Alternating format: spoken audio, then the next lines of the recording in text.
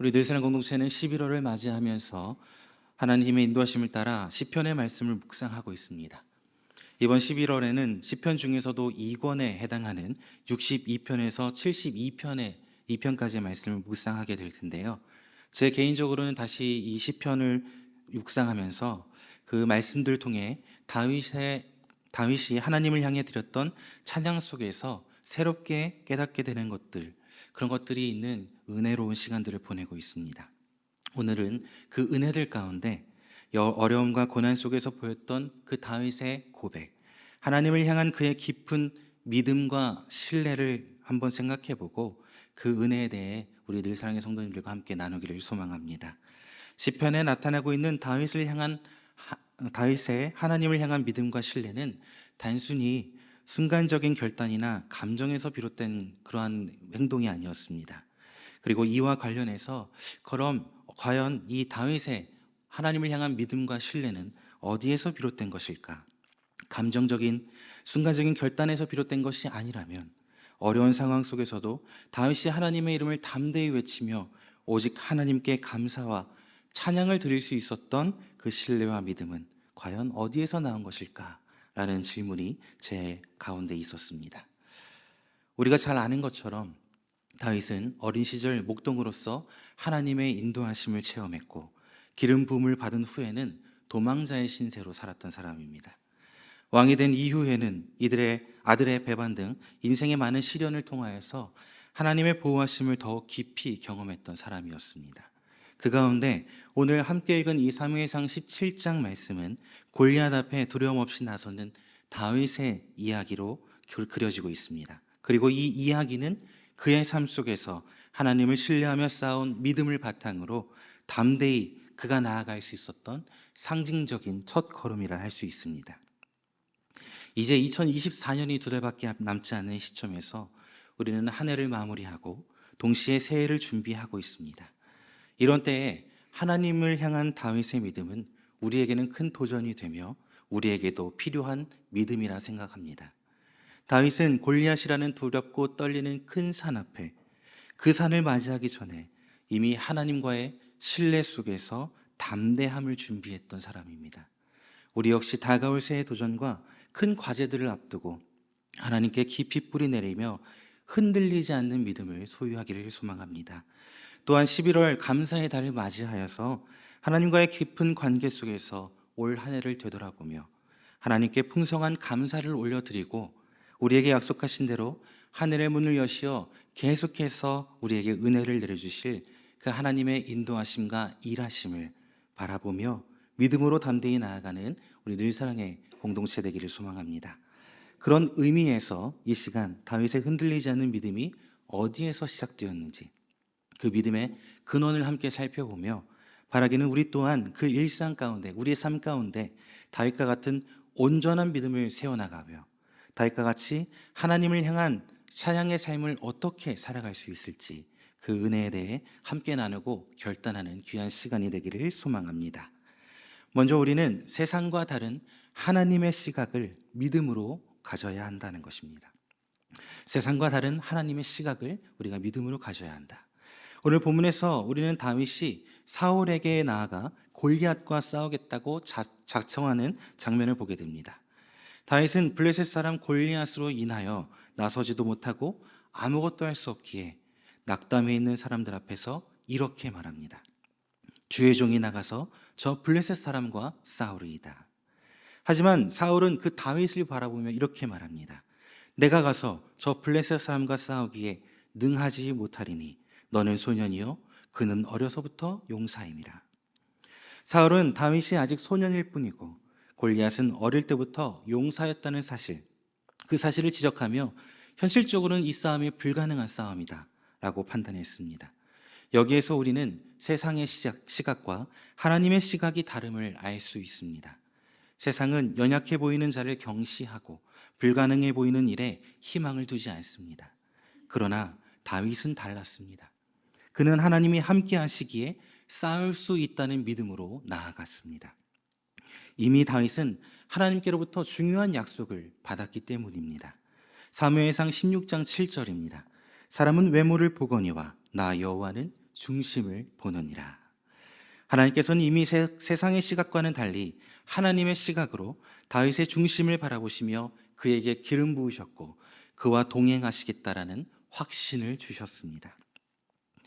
우리도 인생에서 세상적인 시각과 하나님의 시각 가운데 갈등하며 살아갈 때가 많습니다.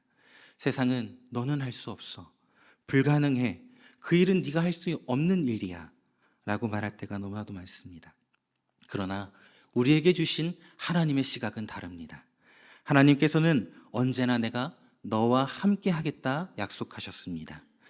내가 가는 모든 곳에서 내가 너와 함께 있어 내 모든 대적을 내 앞에서 멸하였은즉. 여러분이 현재 처해 있는 상황, 그 상황 속에서 세상의 평가와 이 하나님의 약속 가운데 무엇을 신뢰하시겠습니까? 세상이 불가능하다고 말하더라도 하나님의 능력을 믿고 나아가는 저와 여러분이 되길 소망합니다. 우리가 하나님께서 주시는 시각으로 모든 것을 바라볼 때에 우리는 우리의 약함 속에서 담대히 일어날 수 있습니다. 세상이 우리를 평가하는 그 기준에 흔들리지 않고 하나님께서 우리를 바라보시는 그 깊은 시선, 곧 우리의 중심을 보시는 주님의 마음에 우리가 귀 기울일 때 우리는 진정한 용기와 평안을 얻을 수 있을 것입니다. 다윗이 하나님을 신뢰하며 거대한 골리앗 앞에 섰던 것처럼 우리 역시 이 삶의 도전 앞에서 하나님을 신뢰하며 설 수 있기를 바랍니다. 주님께서 함께 하시기에 우리는 외모나 조건이나 상황과 상관없이 그분의 도구가 되어 사용될 수 있습니다. 세상의 시선이 아닌 오직 그 하나님의 시선으로 우리 앞에 놓여진 상황들을 바라보며 하나님께서 주신 그 약속을 붙들고 담대히 믿음으로 나아가는 늘사랑의 모든 성도님들 되시기를 축원합니다. 다음으로 다윗은 사울에게 자신이 아버지의 양을 지킬 때 사자와 곰을 물리쳤던 그 경험을 이야기합니다. 주의 종이 사자와 곰도 쳤은즉 살아계시는 하나님의 군대를 모욕한 이 할례 받지 않은 블레셋 사람이리까 그가 그 짐승의 하나와 같이 되리이다. 다윗은 과거의 경험을 통하여서 어떤 상황에서도 하나님께서 언제나 자신과 함께 하시며 자신을 지키고 보호하셨다라는 확신을 갖고 있었습니다. 다윗이 사자와 곰을 물리쳤던 이 경험은 단순한 용기나 기술을 보여주고 그것을 증거하는 것이 아닙니다. 그가 증거했던 것은 하나님께서 그를 보호하셨다라는 증거였습니다. 이 경험을 통해 다윗은 골리앗과의 싸움에서도 하나님이 자신을 보호해 주시고 지킬 것이라는, 또 그 싸움을 승리로 이끌어 주실 것이라는 믿음으로 나아갔던 것입니다. 그리고 이후 다윗은 시편을 통해서 이 확신을 계속해서 고백합니다. 오직 그만이 나의 반석이시요 나의 구원이시요 나의 요새이시니 내가 크게 흔들리지 아니하리로다. 주 여호와여, 주는 나의 소망이시요 내가 어릴 때부터 신뢰한 이시라.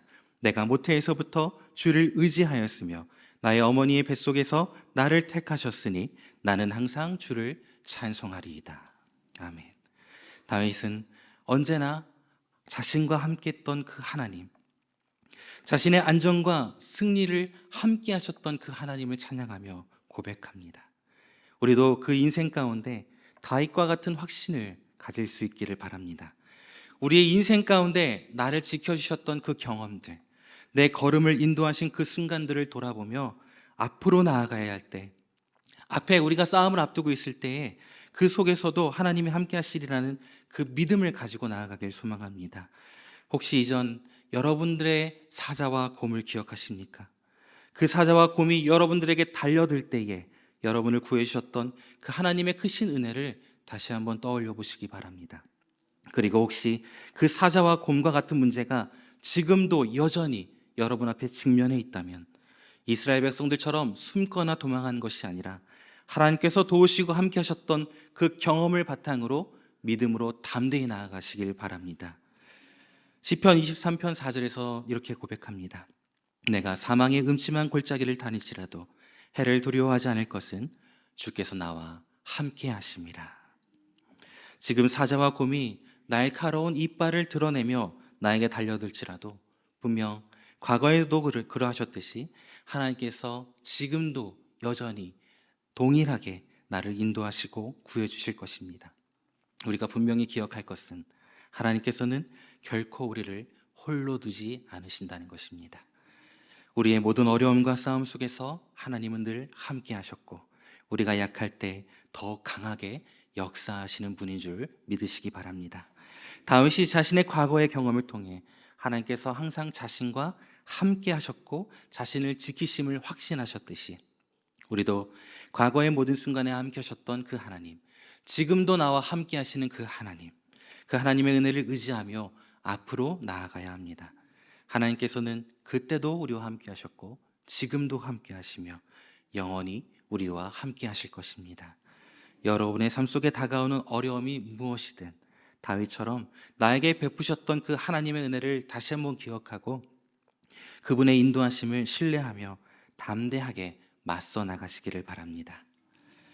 다윗이 골리앗 앞에 선 그 모습은 겉으로 보면 연약하고 보잘것없는 모습이었습니다. 하지만 하나님께서는 그 모습조차 다윗의 모습 그대로를 사용하셨습니다.